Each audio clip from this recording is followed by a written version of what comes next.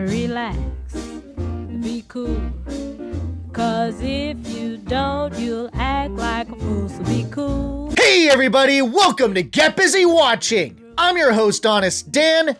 Let's talk movies. Before we talk about the movie, let's talk about the video game. Supermassive Games. The game publisher is certainly well known in the gaming horror community. They specialized in interactive horror games involving the butterfly effect, where the player's choices affect the story and the many characters that they control will either die or survive. Though there's a series of these types of games, the one that started it all was their 2015 game, you guessed it, Until Dawn. And so, here we are with a video game adaptation with a very pleasant surprise that I didn't know about until the credits rolled on the movie. This was written by Blair Goddamn Butler of Attack of the Show fame. Now I know why cats like it. It just feels nice. Feels good. Well, we begin today. I like that. With I'm sorry. This girl's face is a hug for my soul. Too bad AOTS died in a horrible way, bitching and moaning. Because I'm not as bangable as the previous host. No, we don't need to revisit that horse shit. The internet has moved on and healed quite well. But it does my heart good to know that Blair herself is still getting work. I'm always gonna show this girl support. I love Blair, and she's one of the very few co-hosts from AOTS that hasn't been controversial in some way. Before anyone asks, no, I have never played the video game before, either the remake or its original. My buddy tried to get me to play The Quarry, I think it was, but I couldn't get into it. It just isn't my cup of tea. So I'm going into this movie pretty blind. Having said that, I wasn't having the highest of expectations for it. Sorry, Blair. I promise though, it's only because I think video game adaptations have a tendency to suck. So was I right? This is my honest opinion of Until Dawn.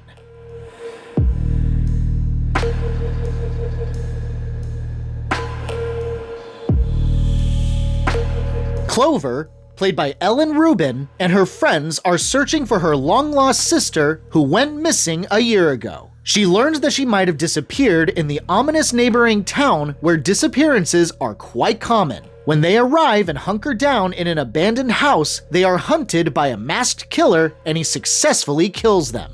However, they wake up back in the house with no injuries, realizing that they're trapped in a time loop and have to learn what is going on in order to survive without dying too many times. We all got fucking murdered, and now we're here again. So the night is just gonna repeat itself. Bleh. I've seen worse, and in fact I think Blair has written worse. I think Polaroid is way worse than this. But it's not very good. And I think I know exactly why. It's doing the Groundhog Day thing, or maybe it's more accurate to say the Happy Death Day thing, and taking itself way too seriously. It needs to acknowledge that this is a ridiculous situation and roll with that. I know that's not what the game is about. When you do a single playthrough, the player is supposed to accept the choices that may get another character killed, which is supposed to raise the stakes and stress you out. But when you play the game again, you can make different choices to see how that affects things. That's the big draw of these games, is how many different ways things change and ultimately affect the game. But it's not like the characters in the game acknowledge when the player starts a new game. But here, the movie has no idea how to conduct itself. It's trying to be scary, but kinda fails at it, only occasionally showing hints of self-aware humor, but never committing to it. You don't survive by sitting still. What?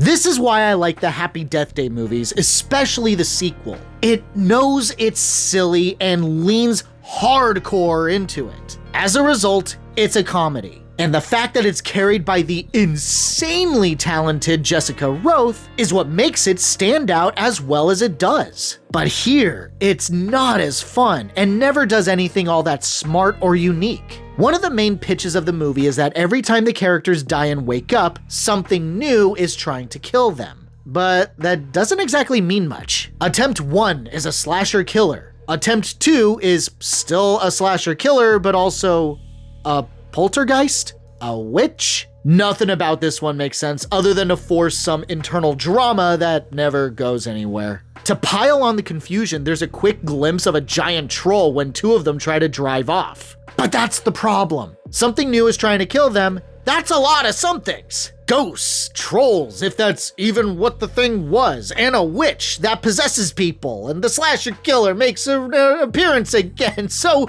are we just adding to the already established threats? Death 1, slasher. Death 2, witch and slasher. Death 3, explosive water, witch and slasher. You see how ridiculous this sounds just from me describing it? That's what was driving me nuts. And realistically, there's only two major threats the characters face, the slasher killer and the Wendigo zombie fuckers. And these characters die a lot. Here's what I mean. Later on, we learned that the characters have a maximum of basically 13 lives. By the 13th, they're just permanently dead. We only see maybe the first 4 or 5 attempts. Everything else is like in a dude's cell phone, and we only see like brief glimpses of it. We don't see them die 12 times. And that is no fun. How many more deaths do you have in you? Nobody's made it past 13 nights. Are the characters at least interesting? Not really. Standard fare in these types of flicks. Let's just drive out of here and leave everyone to their fate. Totally bring back help. No, I can't leave my friends. Oh my god, everyone sucks at those moments. Though it does hit so bad it's funny vibes when one of them kills the other and then tells the slasher to kill that dude first. Him first. What? But of course it doesn't exactly matter moving forward. You'd think this would cause some tension in the group, but no, all is forgiven, I guess. A weakness of the whole resurrection trope. Backstabbing doesn't carry any weight when you don't die from it, so no one needs to care. Therefore, the audience doesn't need to care. Riveting. Beyond that, there isn't much to their characters. Main girl Clover wants to find her sister. Cool, but there's some pointless backstory that she was self-harming when her sister disappeared. Doesn't play into anything that she does. There's some dialogue that suggests her constant desire to go out into the woods to find the silhouette of what she thinks is her sister, therefore leaning into her self-harm tendencies. But really, without the backstory, you'd think she was just determined to find her sister. By the way, why in piss did this group wait a whole year to go searching for her? No clue. In any case, yeah, Clover is pretty one note. Max, played by Michael Cimino, sorry if I butchered that, is her ex-boyfriend. Kind of a soy boy simp, if you ask me. He insists that he was the one who broke up with her, but is clearly still pining for her and acting like the knight in shining armor at times. And yet complained the entire excursion with everyone. He never really improves. There's Nina, played by Odessa Asian, I'm not even gonna try, who's the bi chick, a low-key hoe, and the resident tough girl who's super loyal to her friends because of sappy-ass reasons that make me taste bile. Nothing to her either. Megan, played by Ji-Young Yoo, is the Asian psychic. Usually a neon sign that this horror flick is gonna be bad if it has to have a useless teen psychic in it. She pretty though. And finally is Abe, played by Belmont Camelli. He's the psych major and the bi girl's boyfriend. Because of course, everyone brings their significant others on road trips finding potentially dead friends. Why can't anyone in these movies just be platonic friends? Anyway, he's the pragmatic one, probably has the better ideas of the group, but is held back by everyone else's stupidity. In better hands, this character would be the hero, but no, we're not allowed to have nice things. So yeah, no one stands out. Bland archetypes. What about the deaths? The games were known for their brutal violence and gore. Does this deliver on that?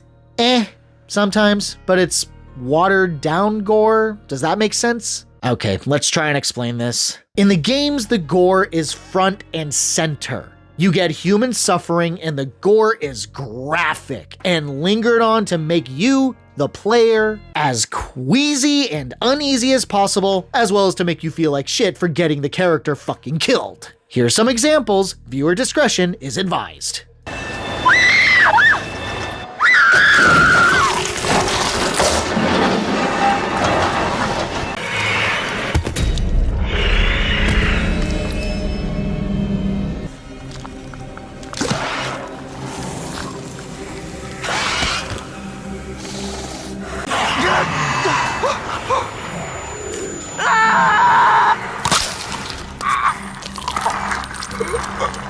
Yeah, you don't get any of that in the movie. Abe gets sliced in half, but no intestines spaghetti out. His upper torso just flops forward from his lower half. I think Darth Maul's death was more intense. And that was PG! You get some meaty explosions when the characters drink water, but again, it's so over the top and silly it incites laughter rather than a shudder.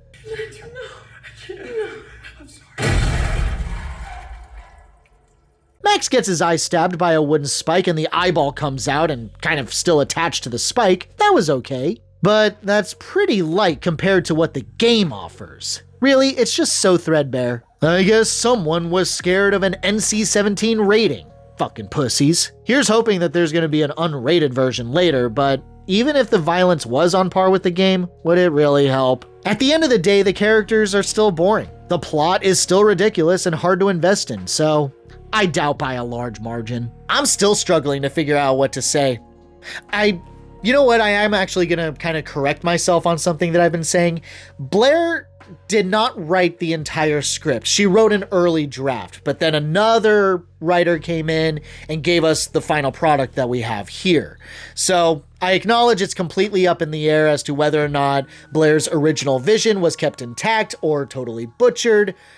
If it's better or worse, I genuinely wouldn't know. But no matter how you dice it, it's still not good. Again, I've seen worse, but January and February are calling and they're wondering how the hell this thing escaped into April. My honest rating for Until Dawn, a week 3 out of 5.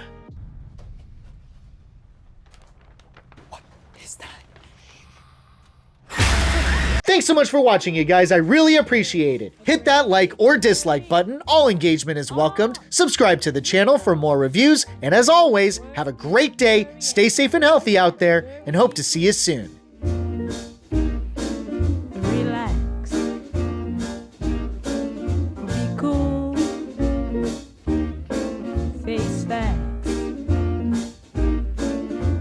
You don't take time to sleep, eat or drink, but just remember that it's later than you think. So be cool, just relax.